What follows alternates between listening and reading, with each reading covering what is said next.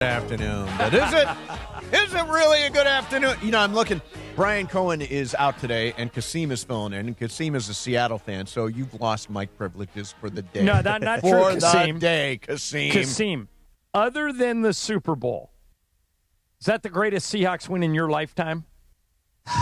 I can't say that because it was the NFC Championship game against the 49ers. Was equally as the thrilling. super tip, yeah. And then also the game against the Packers as well. It's for sure up there. Yeah, so much. I'm gonna say this. We're gonna do a deep dive on this game, obviously, and we only have 2 hours today, so we're gonna jam a lot of stuff in. I think it's one of the top 100 games in NFL history, all time. I think it was. It is. Well, it's the greatest comeback in Seahawks history. Mm-hmm. There are a lot. Only once have the Rams collapsed. Never that degree. Well, how about this? Never in the history of the NFL ever has a team had 500 yards of offense plus 3 in the turnover battle and lost. Yeah, it has never happened. Never in the history of the NFL ever has a team completed a 2-point conversion in overtime. That was the first time ever. Aside from and you pointed this out, the 2018 Super Bowl, I think last night is the worst loss of the McVay era. It's the most painful. It was essentially the NFC West title game for all intents and purposes. I felt it was such a – and they choked. They just collapsed. They choked. It was a disaster. Now, I'll say this, John. There was a point in that game, probably – right around the end of the third quarter after Sam Darnold threw that interception and the Rams had a 16-point lead, I was like, we are the best team in the NFL. We are going to the Super Bowl. And as of the end of last night's game, I think it is much less likely that we get to the Super Bowl. It just is. I feel like we lost the division and we lost a perfect route to Santa Clara. I don't disagree with most of that, but I'm going to tell you this. Your season is not over. Well, we'll find out, right? It is not over. We're in the playoffs. And by the way, I'm allowed to react really big today and then come back and say, yeah, we're going to win at Green Bay. We're going to win at Carolina. I can't remember what coach said this. I'm stealing this from a coach. Yeah. But everything you want is on the other side of hard. It just got much, much harder. Yeah. They had, you're right, had they won that game, they never would have had to get on a plane until the Super Bowl. I feel bad for you and my buddy Bill McDonald, the season ticket holders. You will not get a home playoff game not now. At all.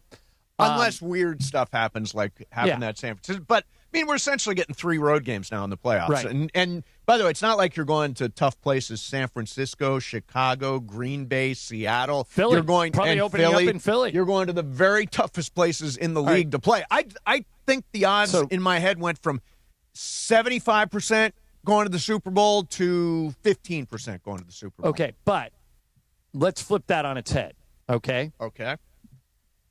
Rams get sent to San Francisco, okay? Yeah. They already won there this year. Yeah, I know. Rams get sent to Philadelphia. That's when Josh Carty was kicking and had a normal field goal kicker made it. They would have won that game. Would you really pick against the Rams at San Francisco? Never. I will never. Well, wait a minute. I will never pick against the Rams. But stay with me here. Honest answer, not with your heart. Think with your head.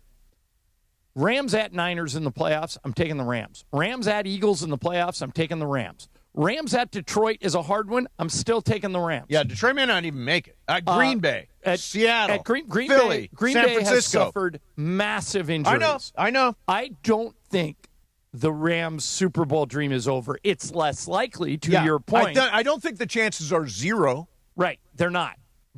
And by the way, let's start digging into some of this game.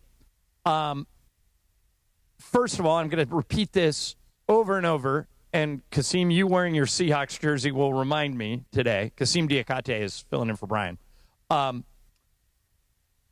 Imagine what it was like for Seahawk fans last night. That's one of the greatest comebacks ever in the history of the NFL.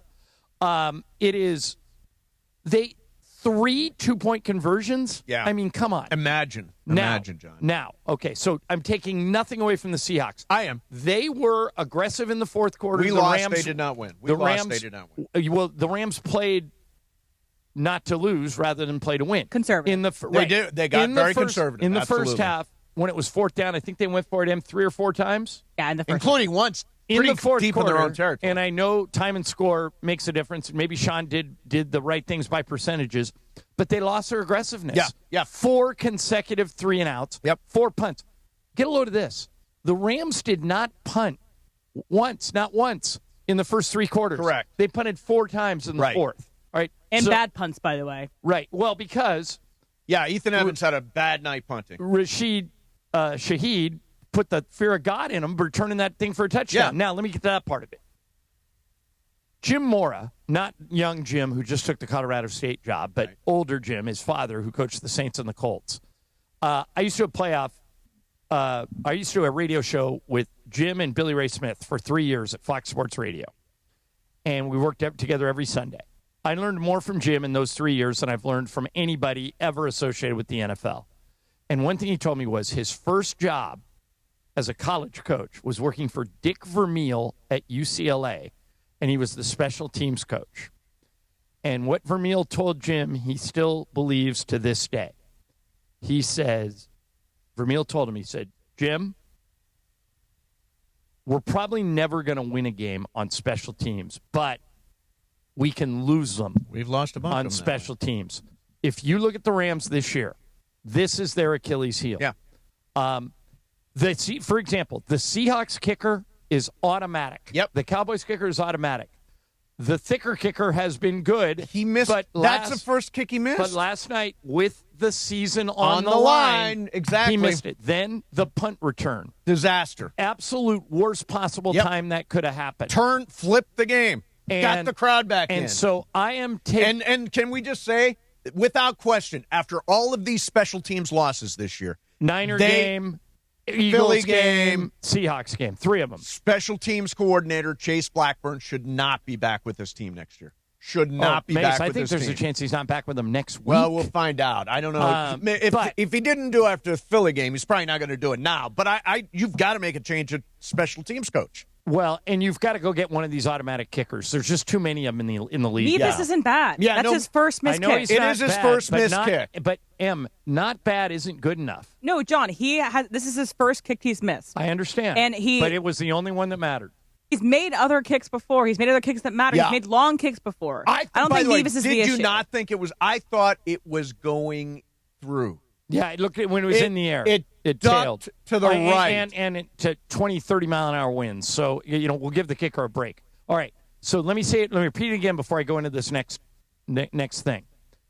I'm not taking anything away from the Seahawks. They were a tremendous fourth quarter we gave them the team. game. We put it on a silver platter, and we handed it to them and said, here, we're going to choke. Sam Darnold had to make all those plays. When Kobe Turner intercepted Darnold with 6 minutes to go in the fourth, I was 100% convinced the game was over. Oh, sure. As a matter of fact, according to ESPN Analytics, the Seahawks at that point, after Kobe Turner's interception, had a 1.2% chance of winning.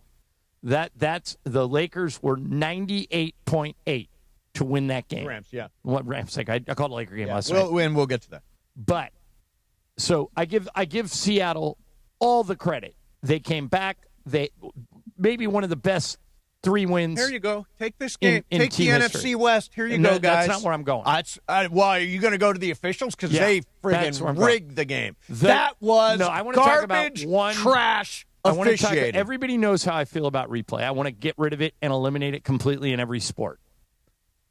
The way they handled the 2-point conversion where they called the backward pass is not what replay is for. Both teams were lined up on the kickoff when they called down from the booth and went, wait a minute, we have a change in that play.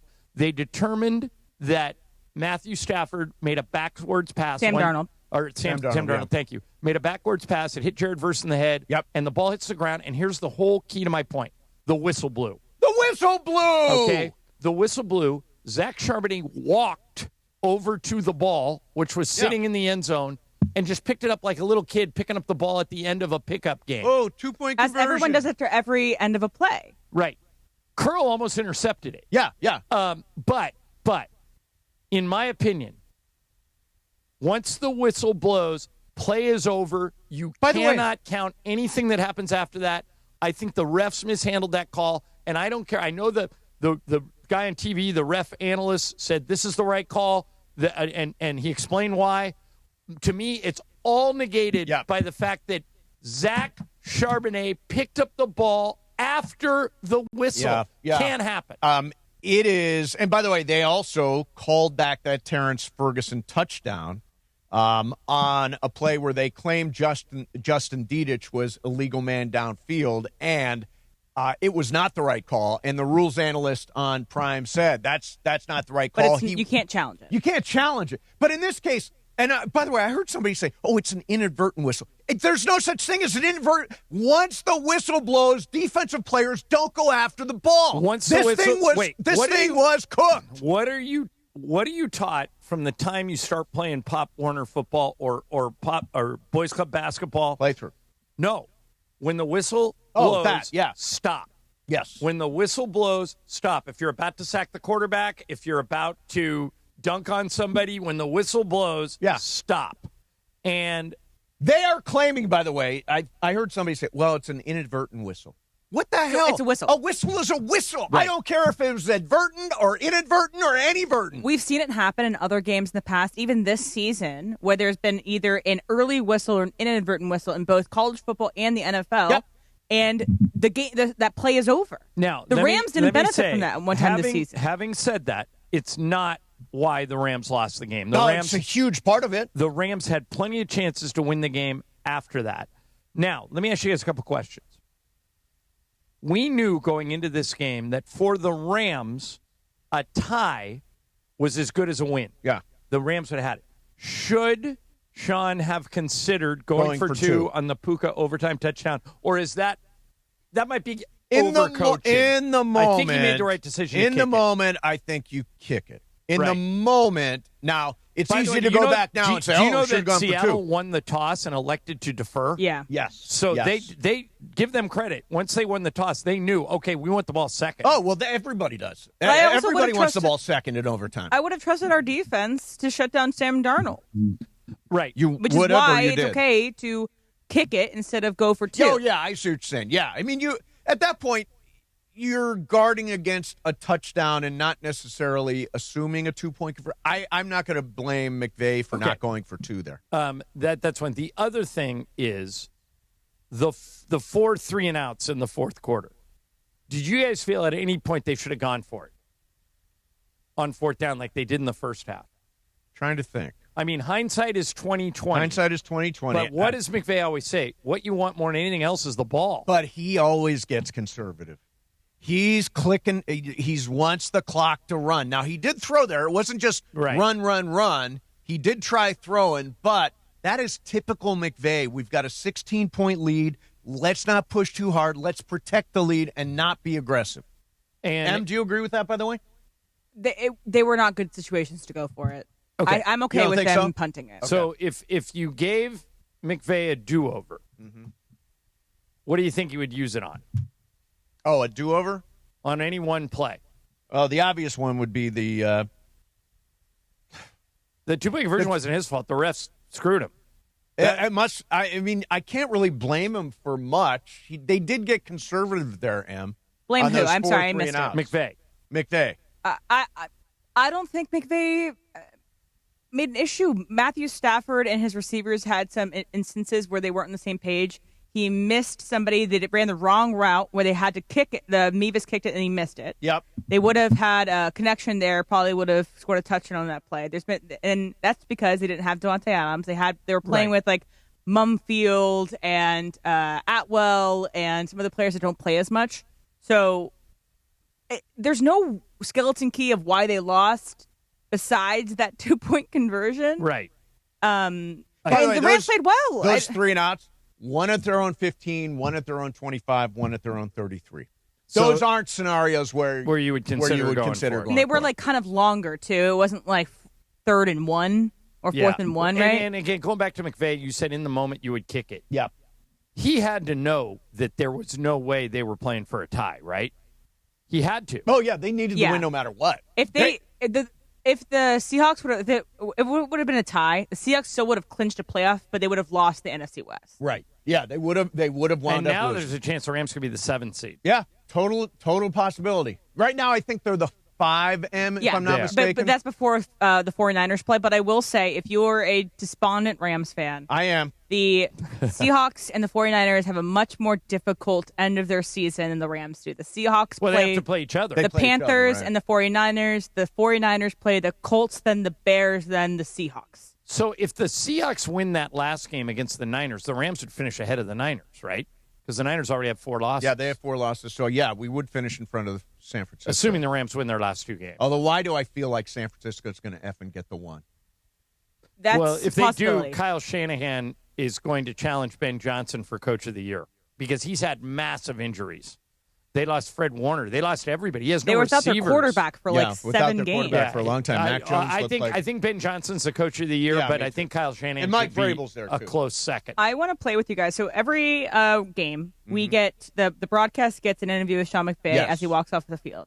And usually it's anywhere from like a minute and a half to 2 minutes long. It's usually just like quick thoughts on the game. Last night, it was the most angry I've ever heard him, and it was only 20 seconds. Okay. So we'll play that next, and we can talk about the post-game of it all. Okay. Justin, the officials missed yet another call last night. Derek Hall, and I'm looking at the video now. Remember Kevin Dotson, our right guard, stepped out, had to leave the game with an injury. Derek Hall literally stomps on his leg, and he has officially been suspended for 1 game. Over that, we don't know what the status of Kevin Dotson is, but Derek Hall has been suspended. It's so that'll funny. be the Charlotte game or the Carolina game, right? But I would propose that Derek Hall cannot play until Kevin Dotson does. Once Kevin Dotson comes back, then Derek Hall for something like that, back. I actually have zero issue with that. Deliberately injuring a guy. There are so many, and you keep saying I'll give Seattle credit. I'm not. The officials were cooked. The plays, the calls were wrong. They still had to come from 16 down in the fourth quarter. We handed it to them. But you know how hard that is in the NFL? Run this punt back. I will say Matthew Stafford basically handed the Seahawks 2 interceptions in overtime that were 1 dropped, 2 Ernest Jones nearly caught. The officials could have Blake Corum drop. Yeah. But I mean the if you look at the Ernest Jones thing, it wasn't even. I didn't think it was but close. The refs sided on the side of the Rams that time. Well, of course, because you look at the video, he didn't have the ball. Well, if you look at the video, the whistle was called. So, if we're just looking at video, it could have gone either way. I'm looking at the entire game. Here's Sean McVay, by the way. You mentioned this. Here's his walk-off interview with J.B. Long and Maurice Jones-Drew. Sorry, I'm so pissed off today. Here is his walk-off interview. Back at Lumen Field following the Rams overtime loss, joined by the head coach of your Rams, Sean McVay. We've been struggling to put this one into words. We'll give you a chance. What can you say? Yeah, no, I got no words. I'm proud of this team. I love this team. I've never seen anything like some of the stuff that happened tonight in regards to some of the calls. It's the craziest shit I've ever freaking seen in my life. So I don't have anything to say except for I'm proud of this team. I can't wait for us to respond like the men we're capable of. Appreciate you guys. And so he's never done that before. He's never only had one question. So will he be fined about commenting on the officials? He could be. Yeah, he shouldn't be because it's an emotional game. And the officials did F up the game. Yeah. And Mace, I know you said you took your Super Bowl chances from 75% to 15%. Yep. I still think, Tyler Fulgham's coming on here in about 10 minutes. He's a Rams fan, too. I think what he's going to tell us is the Rams are probably still the betting favorite in the NFC to win the whole thing. Cannot imagine that. We'll see what he says. Not with home field. Right, we'll see what he says. We'll do it coming up. All right, wait. Before we go. Yeah. I got a couple other things. Okay. You want me to do the other sound? Yeah. Well, let's explain it first. So if anybody missed it, Puka Nacua doubled down on what he said earlier this week, where he said that the refs like to be on camera, which I think, Mace, you might agree with him right now with the way that they acted last night. I think Puka was right. You aren't paid by the NFL. Puka's paid by the NFL, and they have in their bylaws that you can't publicly say derogatory things towards officials. So Puka last night, he tweeted out and then subsequently deleted this. Can you say I was wrong? Appreciate you, Stripes, for your contribution, period. LOL. And so then, at the post-game, at the press conference, Sean McVay had not looked at his phone, had not seen anything, and was asked about Puka's tweet. Out, kind of taking like a veiled shot there at the refs. I mean, What are you talking about? You just put something on Twitter a couple minutes ago. Yeah, so what are you asking me right now? Are you okay I can't answer questions about something that I'm not aware of. Okay, but are you okay with players kind of expressing frustration over things like that? Or is that something that you hope that they kind of keep to themselves? I got to have more information before I answer any of those kind of questions. What conversations have you had with Puka about his live stream this week? Yeah, he was very apologetic. I don't think he understood the totality of some of the things. I think he issued that apology. I know this guy's heart, and for anybody that was offended, terribly sorry about that. I know he feels that same exact way. He's a young guy that's a great kid that's continuing to learn about, just the platform that he has. I love him. We're going to continue to put our arm around him and help him learn and grow. But we never want to do things that ever offend anybody, and I know he feels that same way.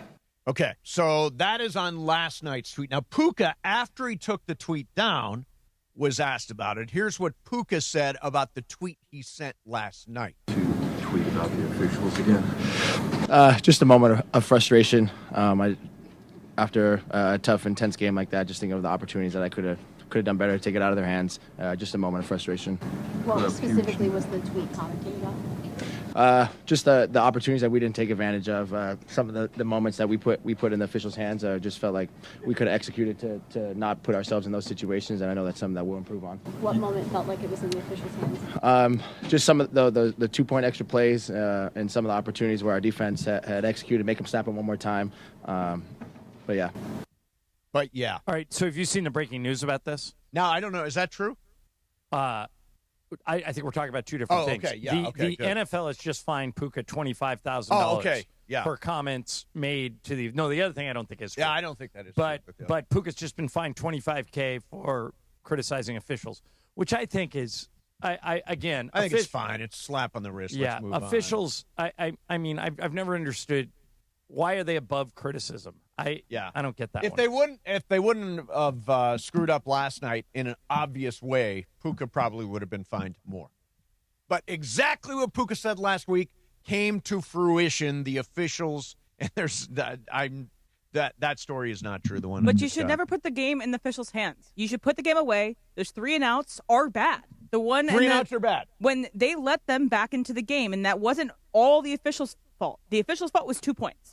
Okay, correct. And the touchdown that was taken away from the Rams. That was taken away from the Rams. Those are the two. The 16 points scored in 2 minutes were not the officials' issue. Total choke job. And that's happened before with the Rams against the Eagles. They were up 27-6 with 11 minutes left in the third quarter, and they let that slip away as well. They've had these games in their hands, and they just blow it. Yeah, they choked on that. In both cases, special teams played a very clear role. Which is why they need to make a change, at least for next year, special teams coordinator, because there is nothing special about what we're seeing right now.